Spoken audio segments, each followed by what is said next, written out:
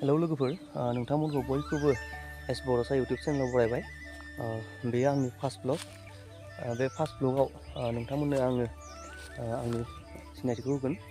आंनि मुङा सोमदोन बर'। आङो दायो ट्रेभेलजों लोगोसे गुसुं ब्लग भिडिअ बानायलांगोन।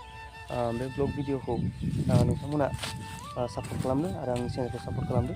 स' बेखिनियानो, नायलांबाय थादो आंनि फिसा गिबि ब्लगखौ।